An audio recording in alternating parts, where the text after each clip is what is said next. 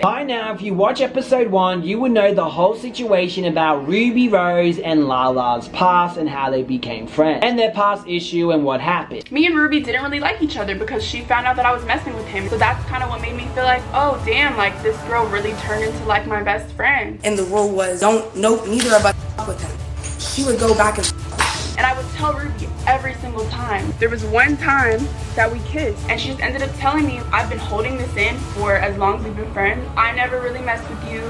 We're not genuine friends.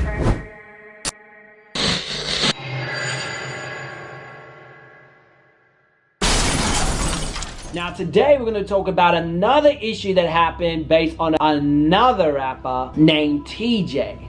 Like, we started off as friends, cool. Tjay was somebody who was keeping me company, always calling my phone, blowing me up, begging to see me, pulling up on me at my hotel. This was like January, February, right? Cool. During that time, it was just on my... It was just very apparent that was the past. They were clearly friends. Rubi would talk about guys she wanted or mess with in front of him. It was just like a little play, like, I don't know, a little odd, but I'm just saying. As a joke to Tjay before to put me on with Pop Smoke, right? So Pop ended up DMing, and Tjay ended up DMing Lala. Like, it was like a thing between me and Tjay, like, where we were just being petty. She even said to me, and I think she said it on the internet before, like, her and Tjay are friends, no ties, like, they were never dating. Me and Tjay were talking, canoodling, like, it was never serious. He was the only guy I was dealing with at the time, fucking around with the kid, because he's cool. Around this time, DDG got Lala to set him up on a blind date with Rubi Rose. According to Lala, this was all staged. Rubi Rose knew it was staged, DDG knew it was staged, it was all fake, a setup. DDG knew it was going to be Rubi Rose, it was all for views and clout. Who doesn't want to find love? And we're just gonna see how this goes. I think they will like each other. They're both Libras, so that's a good thing. Alright guys,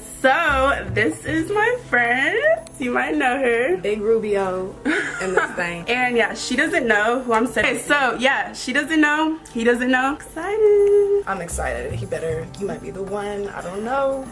I don't think so. So some time has passed and Tjay wanted a girl for his music video. A little bit back, probably like a few months ago. And he asked me to do a music video, and in Jamaica I couldn't do it. So I called Lala. I was like, will you do this music video for Tjay? She didn't tell me the name at the time. I didn't actually know any details, but the video since then came out with a different girl. So if you want to go back and look, whatever, to reference what I'm saying, it's called Sound. And she told me, she told me like he's doing a video, he's filming it in Jamaica, and he needs a lead girl, and I think you should do it. But then I never followed through because it was very last minute, and I was like, damn, I'm not about to go to a whole different country for someone that I don't know, and I didn't even know the treatment. I didn't know anything. At this time, me and Tjay hadn't, like, we were still friends. We hadn't done anything kissy, whatever. We hadn't done anything yet. So I asked her, I was like, do you want to do this video? Because I didn't give a fuck about this. Apparently around May, Rubi was talking to Tjay. Before I even went to New York to go see this, I would tell her, like, oh, I'm kind of talking to this thing. She's like, he's so ugly. Ugh, like, ugh, he's so ugh. Like, girl, he's such a kid. He's only 19. Like, Rubi, I would never somebody. All of that, right? I told her and I told him that he was a little boy and petty and stupid for it because I agreed he was. So I didn't know him. None of that mattered at the time. And according to Rubi, Tjay embarrassed her on social media. The flight situation happened, and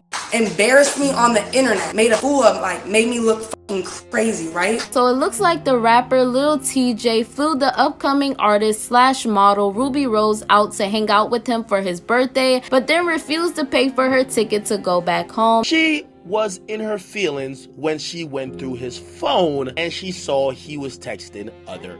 Got mad, emotional, and called the police on me. I didn't call the police to my crib, girl. You know, like hello, like what are you doing? You know what I mean? So I embarrassed her. That's one. Two, Chinese kitty has nothing to do with my business or the situation. She posted on messages for clout, so I embarrassed her. Don't touch me, please. Please don't touch me. Okay, so are you gonna give me a fight? No. Anyways, nigga posted me, embarrassed me, asking for a flight. I did ask for a flight. You flew me out there. Of course you're gonna find me back. And after that situation, they end up being cool again. Me and Tjay got cool after the situation. I decided to, like, I just wanted to chill it out. I want to be friends. I want to be cool. I want to be cordial. One day he pulled up on me at my hotel and picked me up and drove me to my fitting. That was that time he, like, took a video of us in the car and posted it on my story. And I literally was in the car crying, like, at the fact that the nigga took my phone and posted when I have another who obviously was gonna anyways. We did a song, we went to the studio. There was many times after the flight situation where I would bring Lala with me to the studio. Lala and my homegirl Sydney Christine, yeah, y'all know her. I was bringing her around his house. I took her to his house, but me and TJ were just friends, like literally. Like I would say stuff to them like, y'all should date, like as a joke. Now when things started to get sticky, TJ was making another music video and wanted Lala to be a part of it. I was hit up by multiple casting agents to do the Mood Swings music video. Do it, emails, messages, all that. He did ask me personally as well, but I was hit by actual casting people too. Lala ends up calling Rubi, basically asking for permission. The thing I did was I called Rubi and I told her, and I sent her screenshots of the emails I got and the text messages I got asking me about it. And I was like, hey, like, do you mind if I did this, or would it be weird? And if so, I won't do it, but I just want to know because it's a big song. They're paying me a lot, whatever. She straight up told me like, oh my god, that's so cool. I would be a bad person to tell you not to do that. And what friend would I be to tell my friend, no, you can't do it? Like the song was #1. That's a great look. She wants to be a music video girl. She wants to do that. So why, like, what friend would I be to tell her no? I of course felt some type of way, but I'm not gonna say no and hold you back from, that's business, that's work, right? Because of the public situation that happened with that was embarrassing for her. I owed her at least to ask and just to let her know. So I asked, and she told me that it was fine with her. And she literally went on to be like, if I was you, I would do it. She's like, it's not like it's just a random song. Like, I think this is good for you and you should do it. So I'm like, okay, cool. Still didn't confirm with the casting people yet. So I'm like, days went on, probably like a day or two actually. And I called her again. I'm like, I just want to make sure 100% you're fine with it before I tell them I can do this. And she persisted to push it and encourage it and say like, yes, you should do it. Like, I promise you, I don't feel any type of way. I would do the same thing. I asked her a third time, you guys, a third time on a different day.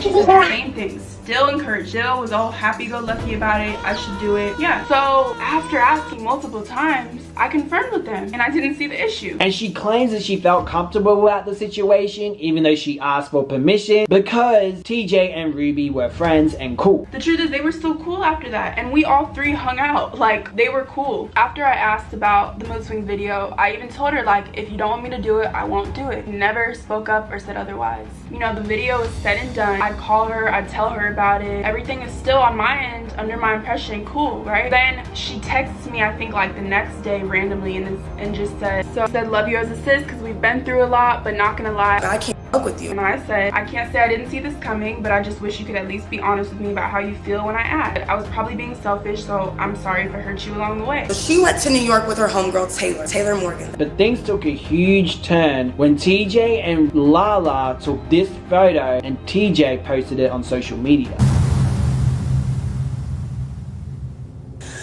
I can't really explain it. It happened, and I'm not staying in the same room as him. I said,